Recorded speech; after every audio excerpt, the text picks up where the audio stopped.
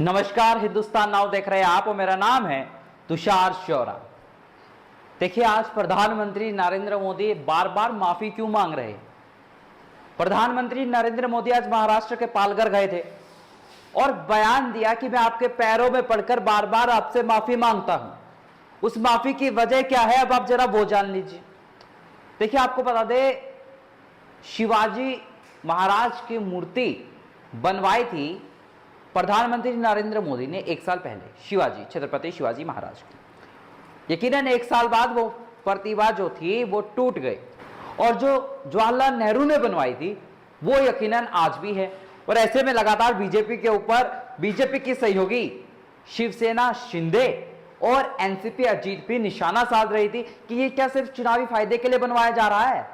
जनाब, ये हो क्या रहा है। महाराष्ट्र में हम सब बीजेपी के सहयोगी कह रहे हैं हम सब सरकार बचाने में लगे हुए हैं, और बीजेपी जो है हमारी पैर पे कुल्हाड़ी मार रही है। देखिए, बीजेपी के लिए मुद्दा जो है बेहद बैकफायर कर गया है चुनावों में, और प्रधानमंत्री नरेंद्र मोदी भी समझ गए हैं।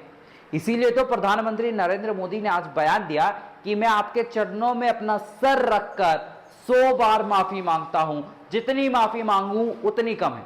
देखिए, मैं आपको बता दूं, महाराष्ट्र के लोगों को ना छत्रपति शिवाजी महाराज से एक इमोशनल कनेक्ट है, और यकीनन इस मुद्दे को लेकर जनता में बहुत गुस्सा है बीजेपी के खिलाफ। अब क्योंकि अब परसेप्शन यह बन गया है कि महाराष्ट्र में जो वो मूर्ति बनी थी वो बीजेपी ने राजनीतिक फायदे के लिए बनाई थी लोकसभा चुनाव में, और जनता अब इससे बहुत ज्यादा आक्रोशित है।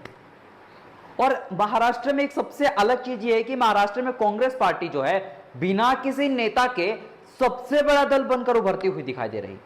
लोकसभा में भी हमने देखा, यानी कि समझे बिना किसी नेता के, सिर्फ संगठन के और थोड़े थोड़े स्थानीय जो नेता होते हैं ना, जिनके अपने अपने इलाकों में प्रभाव होते हैं, उन्हीं की वजह से कांग्रेस पार्टी महाराष्ट्र में नंबर 1 की पार्टी बनकर आ गई जनाब।